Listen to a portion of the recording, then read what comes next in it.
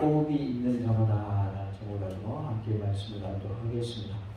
우리가 찬송을 해야 되는 이유가 있습니다. 그것은 바로 찬송하는 일이 아름다운 일이고 또한 마땅한 일이기 때문입니다. 시편 147편 1절에 할렐루야 우리 하나님을 찬양하는 일이 선함이여 찬송하는 일이 아름답고 마땅하다라고 말씀을 하고 있습니다. 우리가 하나님 앞에서 찬송하는 일이 정말로 하나님을 기쁘시는 일이고 마땅해야 할 일이다. 또한 우리가 찬송하는 것이 아름다운 일이기 때문에 찬송해야 된다라고 말씀합니다. 우리의 삶 가운데 찬송이 많아지기를 원합니다. 할렐루야라는 말은 여호와를 찬양하라라는 뜻이죠. 하나님을 찬송하라는 뜻으로서 우리가 찬송하는 일이 많아져서 우리의 삶 가운데 기뻐하는 일이 많아지고 또 슬픔이 변해 기쁨이 되고 하나님의 질병도 노인받고 고침받는 놀라기가 있기를 원합니다. 호흡이 있는 자마다 어떻게 찬양해야 하는가 살펴보므로 은혜가 임하는 복된 시간 성령으로 충만한 시간 될 수 있기를 원합니다. 호흡이 있는 자마다 여호와를 찬양할지어다 라고 말씀하십니다. 6절에 호흡이 있는 자마다 여호와를 찬양할지어다 할렐루야 라고 말씀하죠. 여호와를 찬양하라 그랬습니다. 이것은 하나님을 찬양하라는 뜻이죠. 호흡이 있는 자는 누구를 말할까요? 살아있는 모든 사람은 하나님을 찬양해야 된다 그런 뜻입니다. 우리 모두가 하나님을 높이 찬양하는 은혜가 있기를 원합니다. 호흡이 있는 자마다 하나님을 찬양해야 합니다. 오늘 임마누엘 찬양대에 헌신예배로 드리고 있습니다. 찬양대가 삶 속에서 찬양이 흘러넘치므로 하나님 복이 임하는 놀라운 은혜가 있기를 원합니다. 호흡이 있는 자마다 여호와를 찬양할지어다 라고 했는데요. 누가 누구를 찬양해야 하는가? 찬양자는 누구이고 찬양의 대상은 누구인가를 말씀하고 있습니다. 찬양자는 바로 호흡이 있는 자가 찬양자라는 것을 말씀해줍니다. 그래서 호흡이 있는 자, 살아있는 자는 하나님을 찬양해야 한다. 누구를 찬양해야 될 것인가? 찬양의 대상은 하나님이시다 라는 것을 알 수 있습니다. 이것을 호흡이 있는 자마다 여호와를 찬양할지어다 라는 말을 직역하면 호흡을 소유하고 있는 모든 것은 여호와를 찬양하라 라는 뜻입니다. 앞서 1절에서 5절에서 언급된 많은 악기들이 있죠. 그런 악기들을 동원함과 마찬가지로 또한 악기들을 연주함은 물론이고 온갖 기회를 동원한 음성으로서 그리고 지정의의 모든 인격의 정성이 담긴 영혼의 찬양으로 하나님을 찬양할 것을 말씀합니다.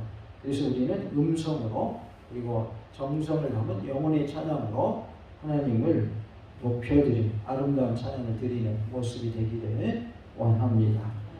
위대한 찬양의 책 시편을 마감하는 가장 적합한 표현이다 이렇게 볼 수가 있습니다.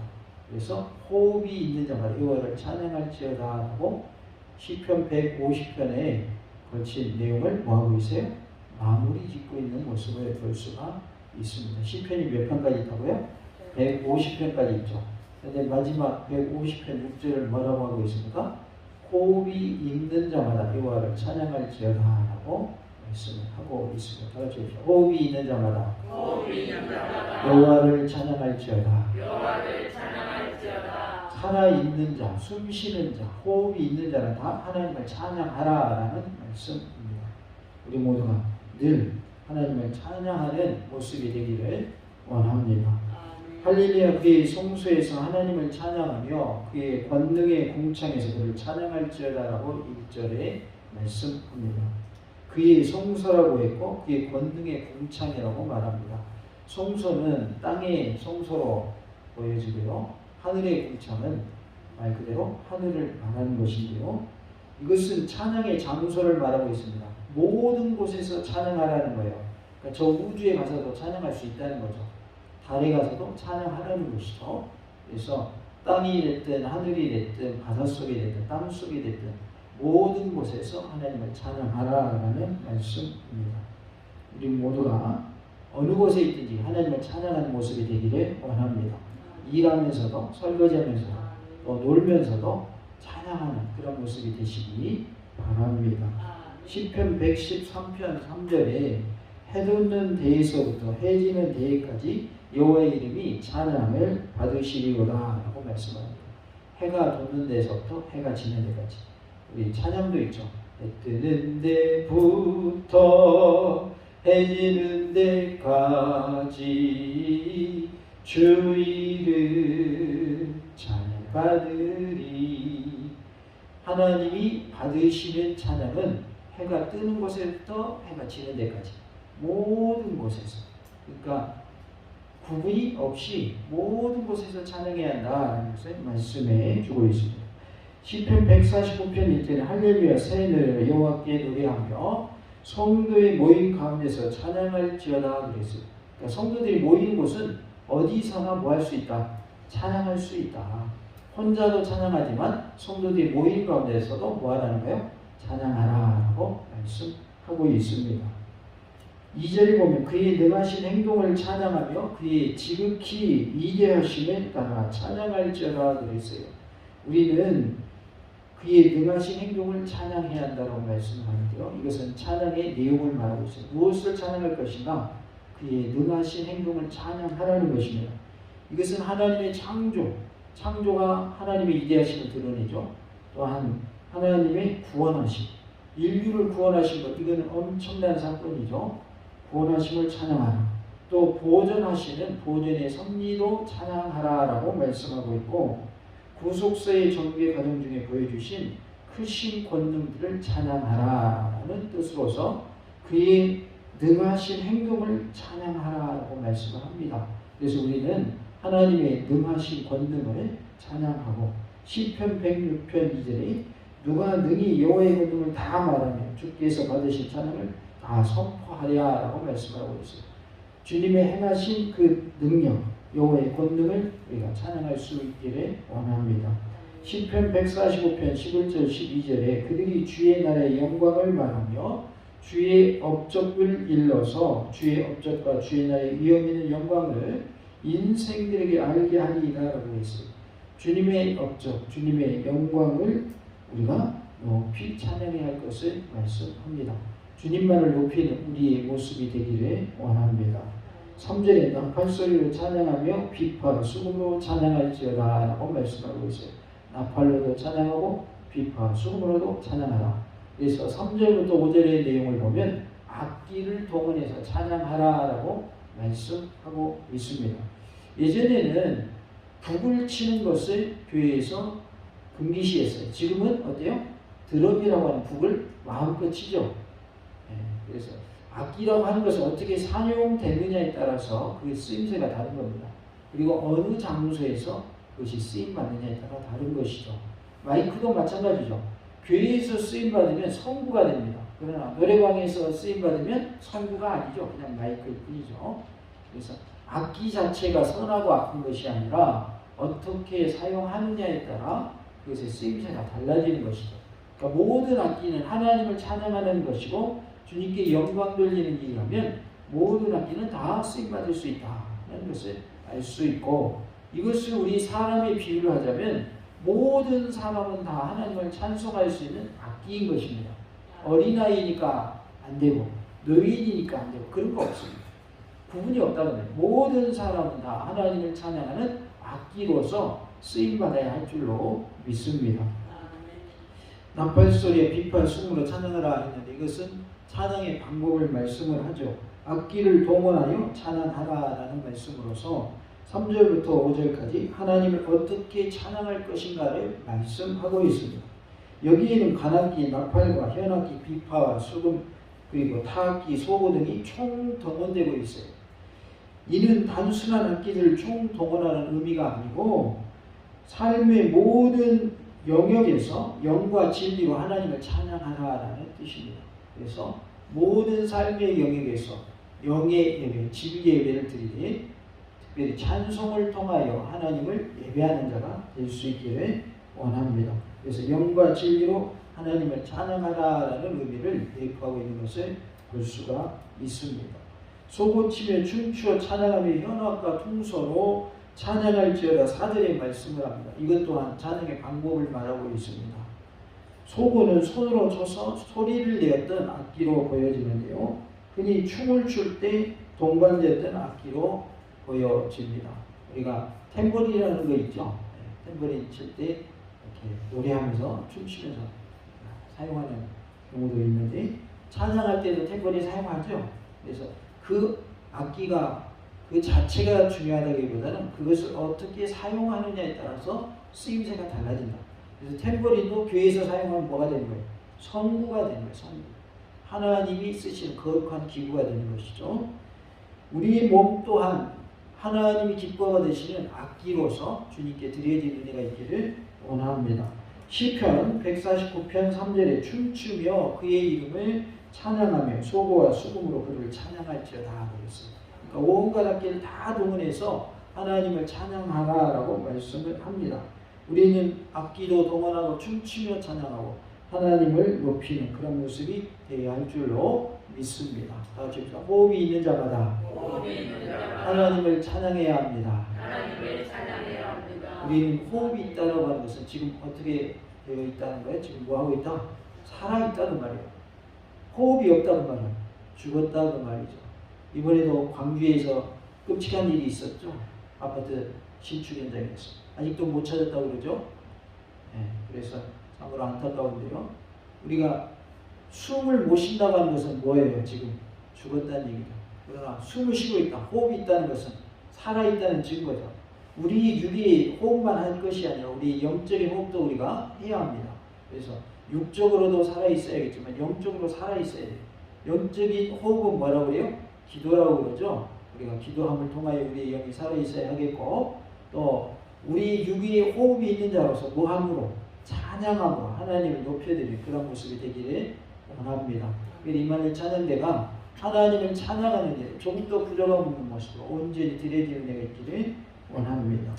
5절에 큰 소리 나는 재금으로 찬양하며 높은 소리 나는 재금으로 찬양할지어다. 그래서 이것 또한 찬양의 방법을 말합니다. 큰 소리 나는 재금은 작지만 맑고 높은 음이 나는 심벌들을 말하고 있고, 또한 높은 소리 나는 재금은 낮고 큰 소리가 나는 심벌들을 가리키고 있습니다. 우리 교회도 드럼이 있는데 큰 심벌지가 있고 작은 심벌지가 있죠. 큰 것은 높은 소리가 날까요? 낮은 소리가 날까요? 낮은 소리가 나요. 작은 거는 높은 소리가 나요. 그래서 큰 소리 나는 재금, 높은 소리 나는 재금으로 찬양하라라고 말씀을 하고 있어요. 우리가 성가대라는 표현을 쓰는데 성가대라는 표현보다는 찬양대라는 표현이 더 좋은 표현입니다. 그래서 많은 교회들이 성가대라는 표현을 다 찬양대로 바꿨습니다. 그래서 우리 몽타중학교에도 임마누엘 찬양대라고 부릅니다. 성가대라는 말은 성스러운 노래를 부르는 무리, 또 거룩한 노래를 부르는 무리라는 뜻이라면 찬양대는 찬양하는 무리라는 뜻을 가지고 있습니다. 그래서 뭐에 초점을 맞추는 거예요? 하나님을 찬양하는 데 초점을 맞춰서 찬양대라 이렇게 우리가 부릅니다. 그래서 우리가 찬양대로 칭하는 것이 더 좋다라는 것이고요. 그러면 우리가 찬양대원으로서 어떻게 그 사명을 감당할 것인가? 찬양대원의 자세에 대해서 함께 살펴보겠습니다. 찬양대원은 예배위원입니다. 그래서 레위 지파 중에서 찬양대가 있었고 또 제사장도 있었어요. 찬양대원은 아주 귀한 직분이었어요. 함부로 할 수 없었고, 그리고 제사장과 같은 예배위원으로서 귀하게 쓰임받았습니다. 우리가 이렇게 예배위원으로서 쓰임받는 데 있어서 뭐로 준비하는가? 반드시 기도로 준비가 되어져야 합니다. 이 찬양대원이 예배위원입니다. 봉헌위원만 예배위원이 아니고 안내위원만 예배위원이 아니고 찬양대원 예배위원이에요. 그리고 매 예배 시간마다 주일마다 드려지는 그런 모습으로 하나님께 우리가 봉사하고 있습니다. 여기 뭐로 준비되어야 돼요? 기도로 준비가 되어야 합니다. 특별히 우리가 새벽에 나와 부르짖어 기도하기를 원하고 최소한 일주일에 한 번 이상 새벽에 나와서 기도하는 그런 은혜가 있기를 원합니다. 하나님의 일을 함에 있어서 기도 없이 한다고 하는 것은 사흘판을 걷는 것과 똑같습니다. 겨울에 얼음이 얼었는데 이게 살짝은 걸 살얼음이라고 그러죠. 그거는 위험해 안 위험해? 살얼음이면 위험하죠. 신앙생활함에 있어서 기도하지 않고 신앙생활하고 기도하지 않고 봉사하는 것은 뭐예요? 살얼음판을 걷는 것과 똑같은 거예요. 언제 꺼질지 몰라요. 불안한 거예요. 실제로 기도 준비되지 않으며 주님께 봉사하는 것은 하나님이 그렇게 좋아하시지 않습니다. 기뻐하시지 않습니다. 우리가 기도로 준비되어서 하나님께 쓰임받는 찬양대원들이 다 되시기 바랍니다. 우리는 예배의 성공자가 되어야 합니다. 찬양대원으로서 예배인으로서 예배의 본을 보여야 됩니다. 그래서 예배의 양을 늘리고 예배의 질을 높이는 그런 모습이 되시기 바랍니다. 또한 우리는 찬송의 삶을 살아야 합니다. 시편 119편 164절에 하루 7번씩 주를 찬양하라고 그랬어요. 이것은 찬양의 횟수를 말합니다. 숫자적인 7번만을 뜻하는 것이 아니라 7이라고 하는 수는 만전수입니다. 그래서 7번 이상 그런 의미를 내포하고 있어요. 시편 119편 164절에 주의 의로운 규례들로 말미암아 내가 하루 7번씩 주를 찬양하나이다 그랬어요. 하루 몇 번씩 찬양하자고요? 7번씩 찬양하시기 바랍니다. 성경은 참으로 친절하게 안내를 해줍니다. 하루 몇 번 찬양하래? 7번 찬양하래. 한번 7번 손으로 세가면서 찬양해보세요. 그날은요 행복한 날입니다. 그날은 형통한 날이고 그날은 평안한 날이에요. 모든 근심 걱정이 떠나가요. 우울한 마음 다 사라져버려요. 찬양은 마음의 건강을 유지하는 요소 중에 하나입니다. 우리가 찬양을 하면 우리의 마음이 건강해지고 찬양을 하면 우리의 영혼이 건강해지고 찬양하면 뭐도 건강해질까요? 우리의 몸도 건강해집니다. 그래서 찬양하면 모든 것이 해결함을 받습니다. 찬양을 하면 사울이 악신에 걸려있을 때 누가 찬양했어요? 다윗이 찬양했죠. 그랬더니 뭐가 떠나가 버려요? 악신이 떠나가죠. 실제로 찬양에 이렇게 능력이 있습니다. 그러기에 우리가 하루에 7번 이상 찬양하기를 원합니다. 7이라는 수는 7번 하라는 의미가 아니라 7번보다 더 많이 해도 된다는 뜻이고 더 많이 하라는 뜻입니다. 왜요? 7이라는 수가 완전수의 의미가 있어요. 그러니까 무한대의 의미가 있는 거예요. 그래서 너희들이 용서할 때 7번만 용서하지 말고 70번씩 7번 용서하라고 그랬죠. 그때 말하는 77, 40, 490번 용서하라는 의미가 아니고 수도 없이 무한정 용서하라는 뜻이죠. 그런데 490번 용서하기도 사실은 쉬워요. 쉽지는 않지만 그 의미가 490번 하라는 의미가 아니고 죽을 때까지 용서해 주라 그런 의미거든요. 여기서 7번도 마찬가지예요. 꼭 7번만 채우지 마시고 최소한 7번 하라는 뜻이에요. 그래서 하루에 7번씩 찬양해 보세요. 그날은 행복한 날이에요. 누가 말씀하셨기 때문에? 하나님이 말씀하셨습니다. 하나님의 말씀이기 때문에 그대로 되는 거예요. 제가 한 말이 아닙니다. 성경에 나와 있어요. 그래서 우리가 하루에 7번씩 찬송하는 삶이 될 수 있기를 원합니다. 그러니까 찬양대 설 때만 찬양하지 마시고 삶 속에서 찬양이 이루어져야 될 것을 말씀하고 있어요. 그러니까 일하면서 콧노래 하면서 찬양하면서 일하세요. 그러면 다칠 것도 안 다치고 다치더라도 적게 다치게 해주시대. 할렐루야. 예수 믿는다고 해서 꼭 안 다치는 거 아니고 꼭 안 아픈 거 아니지만 그러나 어려운 일 만나도 극복하게 하시고 어려운 일 만나도 크게 어려운 일 안 당하게 해주신다고 말해요. 그래서 우리가 찬송의 삶을 살 때에 하나님의 놀라운 역사가 나타나고 악신이 떠나가고 악함과 용서가 떠나가는 놀라운 일이 있을 줄로 믿습니다.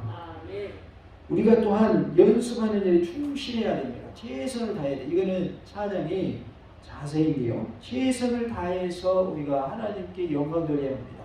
그래서 최선을 다해서 연습하는 일에도 충실히 하시기 바라고 또 집에서도 미리 연습도 좀 하시고 그렇게 하시기 바랍니다. 준비된 찬양이 더 하나님 기뻐 받으실까요? 그냥 현장에 와서 바로 하는 찬양이 더 기뻐 받으실까요? 준비된 찬양이 더 기뻐하십니다. 목사님도 설교하는 거 그냥 한번 딱 작성하고 그냥 예배 시간에 와서 그냥 하는 게 은혜스러울까요? 한 번이라도 더 보고 와서 그렇게 기도로 준비하는 게 더 은혜스러울까요? 물어보나? 안 하죠. 그죠? 여러분 공부하는 학생이 시험을 봐요. 한 번 딱 보고 와서 시험 치는 게 점수 잘 나와요. 한 번 봐서 또 보고 하면서 준비하면서 시험 보는 게 더 점수가 잘 나와요. 그것도 물어보나 말아요. 그러니까 우리가 하나님을 찬양하는 것도 똑같아요. 최선을 다할 때 하나님 기뻐 받으시는 겁니다. 그래서 연습을 해서 하나님 기뻐 받으신 찬양을 드리시기를 원합니다. 다 주십시오. 마음을 다하여 찬양합시다. 우리가 어떻게 찬양해야 되냐? 마음을 다하여 찬양해야 됩니다. 이것 또한 찬양의 자세인데요. 시편 108편 1절에 하나님이여 내 마음을 정하였사오니 내가 노래하며 나의 마음을 다하여 찬양하리로다 라고 말씀하고 있어요. 그러니까 내 온 마음 다해 찬양해야 돼요. 대충 하면 안 되는 거예요. 음식을 할 때에도 대충 하면 어떻게 됩니까? 짜게 되거나 맵게 되거나 싱겁게 되거나 또는 불을 켜놓고 깜빡하면 음식이 어떻게 돼요? 타버려요. 거기에 신경을 써야 돼. 신경 안 써서 저절로 밥이 잘 되고 음식이 맛있게 돼요. 어떻게 해야 돼요? 신경 써야 되는 거예요. 간을 볼 때 특히 신경 써야 돼요. 이제 나이가 많이 드시면 입맛이 이렇게 잘 몰라서 이게 미각이 좀 떨어져가지고 음식이 어떻게 돼가요? 점점 짜지죠. 왜냐하면 이 혀가 이게 둔해져가지고 감각이 둔해져가지고. 그러니까 그럴 때는 어떻게 해야 돼요? 내가 나이 먹었다. 미각이 좀 둔하다 그러면 소금을 많이 내 조금 줄여야 돼요. 조금 줄여야 돼요. 그래야 남들이 먹을 때 안 짭니다. 어쩔 수 없는 것 같아요. 나이 드시면 이게 미각이 점점 이렇게 감각이 줄어드니까. 어찌됐든 우리가 하나님의 영광을 높이 드러내는 찬양 배워서 하나님께 쓰임받으려면 우리 마음을 다해서 찬양을 해야 되는 거예요. 마음을 다하지 않으면 하나님 기뻐하는 찬양이 될 수가 없다는 거예요. 또한 우리의 영혼의 찬양이 되어야 될 것을 말씀하고 있습니다. 다 같이 봅시다. 영혼의 찬양이 되어야 합니다. 마음의 찬양과 영혼의 찬양 비슷한 말이긴 하지만 약간 다릅니다. 시편 146편 1절에 할렐루야 내 영혼아 여호와를 찬양하라 그랬어요. 마음은 우리 정적인 부분이라면 영혼은 우리 영적인 부분이다 이렇게 볼 수가 있어요. 내 영혼이 찬양할 수 있어야 돼요. 그러니까 그 말은 뭐냐면 입술로만의 찬양이 아니라 내 영혼도 드리는 찬양이 되어야 된다는 것입니다. 그러니까 더 깊은 차원의 찬양이 될 것을 말씀합니다. 그리고 평생토록 우리는 찬양해야 할 것을 말씀을 하고 있어요. 시편 146편 2절에 나의 생전에 여호와를 찬양하며 나의 평생에 내 하나님을 찬송하리로다 그랬어요. 이거는 찬송의 기간을 말하고 있어요. 평생, 일평생 찬양하려는 거예요. 시편 104편 33절에 내가 평생토록 여호와께 노래하며 내가 살아있는 동안 내 하나님을 찬양하리로다 그랬어요. 어떤 동안 찬양한대요? 살아있는 동안. 다시 살아있는 동안 찬양합시다. 우리가 살아있는 동안 찬양해야 돼요. 그러니까 살아있는 동안 뭘 해야 된다고요? 찬양을 해야 돼요. 그래서 우리는 하나님을 기쁘시게 크게 쓰임받아야 될 줄로 믿습니다. 또한 영원히 찬양하라 라고 말씀하고 있어요. 다 같이 봅시다. 영원히 찬양해야 합니다. 이건 또한 기간에 해당되는데요. 시편 106편 48절에 여호와 이스라엘 하나님 영원부터 영원까지 찬양할지어다. 모든 백성들 아멘 할지어다. 할렐루야 그래서 우리는 영원부터 영원까지 찬양해야 됩니다. 그러니까 우리 일평생 찬양하고 또 영원부터 영원까지 찬양해야 된다. 그러니까 언제까지 찬양하는 거예요? 끝도 없이 찬양하는 거예요. 죽어서도 찬양하라는 거예요. 하늘나라에 가면 찬양하는 게 있을까요? 없을까요?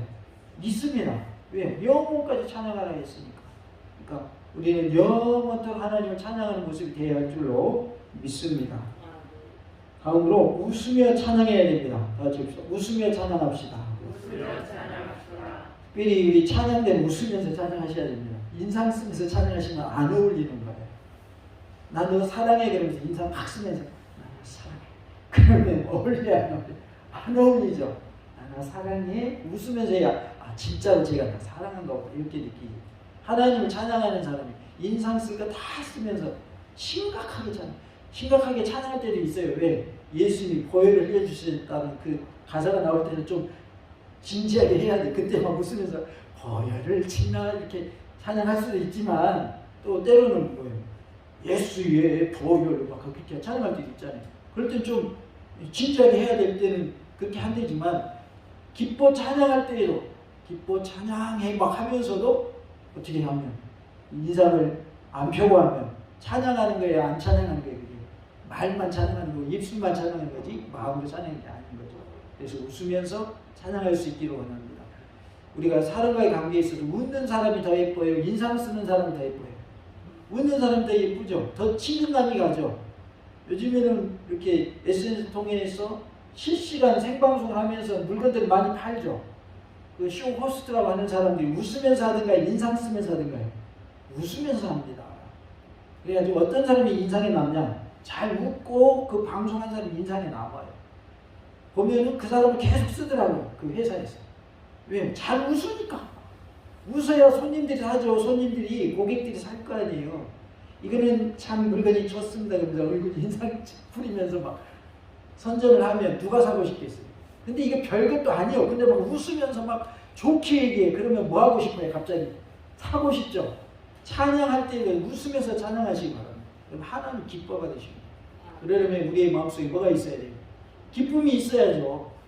내 마음이 괴롭고 슬픈데 얼굴이 환해질 수 있어요, 없어요? 없지요. 그러니까 먼저 내 마음의 변화를 누리고 기쁨을 누리고 감사하면서 찬양하시니 얼굴이 활짝 펴서 웃는 얼굴로 찬양하시는 은혜가 있기를 원합니다. 시편 126편 2절에 그때 우리 입에는 웃음이 가득하고 뭐가 가득하대요? 웃음이 가득하고 그랬어요.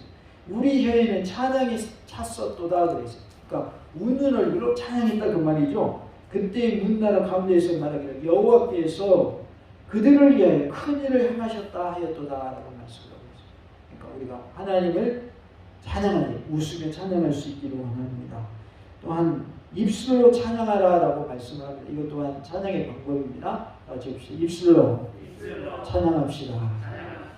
우리가 찬양하면 떠오르는 게 뭐예요? 입술로 찬양하는 것이 떠오르죠. 입술로도 찬양하고 우리의 마음으로도 찬양하고 우리의 영으로도 찬양을 해야 되는데 입술로 찬양하라고 말씀을 합니다. 시편 34편 1절에 내가 여호와를 항상 송축하며 내 입술로 항상 주를 찬양하리이다 라고 말씀하고 있습니다. 그래서 하나님을 항상 송축하되 입술로 항상 주님을 찬양하는 모습이 되어야 할 줄로 믿습니다. 시편 63편 3절에 주의 인자하심이 생명보다 나음으로 내 입술이 주를 찬양할 것이라고 그랬어요. 하나님의 인자하심을 입술로 뭐하래요? 찬양하라. 시편 66편 8절에 만민들아 우리 하나님을 송축하며 그의 찬양 소리를 들리게 할지어다 그랬어요. 찬양 소리를 뭐하게 하라고요? 들리게 하라는 거예요. 그러니까 찬송은 소리내서 찬송하라는 거예요. 물론 우리가 속으로도 찬양할 수 있고 흥얼거릴 수도 있지만은 찬양할 때는 어떻게 하라? 들리게 찬양, 큰 소리로 찬양하라는 거예요. 그래서 시편 145편 3절에 여호와는 이대하시니 크게 찬양할 것이라고 했어요. 어떻게 찬양하래요? 크게 찬양하래요. 다시 합시다. 크게 찬양합시다. 그러니까 찬양할 때 크게 하시기 바랍니다. 좀 틀려도 괜찮습니다. 크게 하시기 바랍니다. 일부러 틀릴 필요는 없지만 틀렸다고 해서 그거 가지고 하나님 뭘 하시지는 않아요. 오히려 작게 하는 걸 하나님 뭘 하시요? 작게 하세요. 크게 찬양하라고 말씀하고 있기 때문에 그래서 입술을 열어 크게 찬양하시기 바랍니다. 크게 찬양할 것이라 그의 이대하심을 측량하지 못하리로다 라고 말씀합니다. 우리는 호흡이 있는 자마다 즉 살아있는 자는 누구나 다 하나님을 찬양해야 합니다. 하나님을 찬양하기에 부족함 없는 임마누엘 찬양대가 되시기 바라고 살아있는 동안 일평생 하나님을 찬양하는 우리 모두가 될 수 있기를 간절히 원합니다. 마음을 다해서 정성을 다해서 악기와 목소리로 살아있는 동안 일평생 그리고 영원히 하나님의 기뻐 받으시는 영원의 찬양을 하나님께 올려드리는 우리 모두가 될 수 있기를 원합니다. 하나님을 찬양하는 삶이 복된 삶일까요? 찬양하지 않는 삶이 복된 삶일까요? 찬양하는 삶이 복된 삶이죠. 그리고 찬양하면 하나님 우리에게 좋은 거 주실까요? 나쁜 거 주실까요? 좋은 거 주십니다. 하나님께서 악한 마귀 권세도 떠나가게 하시고 우리의 심령에 평안을 주시고 근심, 걱정, 불안, 초조, 우울함, 어두움과 두려움만 다 떠나가게 하시고 육의 질병도 고침받게 하십니다. 찬양을 함으로 하나님의 은혜 가운데 모든 문제가 해결받고 응답받는 놀라운 역사가 있기를 원합니다. 슬플 때, 괴로울 때 찬송하시기 바랍니다. 그럼 하나님이 모든 상황이 변하여 하나님이 원하시는 모습으로 바뀌어지게 하실 줄로 믿습니다. 따라주십시오. 호흡이 있는 자마다 하나님을 찬양합시다. 우리 모두가 호흡이 있는 자로서 살아있는 자로서 하나님을 찬송하는 자가 되고 특별히 임마누엘 찬양대가 하나님을 찬양하기에 좀 더 부족없는 모습으로 말씀 충만, 은혜 충만, 성령으로 충만하여 하나님을 높이는 일에, 찬양하는 일에 더욱더 크게 쓰임받는 놀라운 은혜가 있기를 간절히 원합니다. 할렐루야. 아멘. 아멘. 아멘.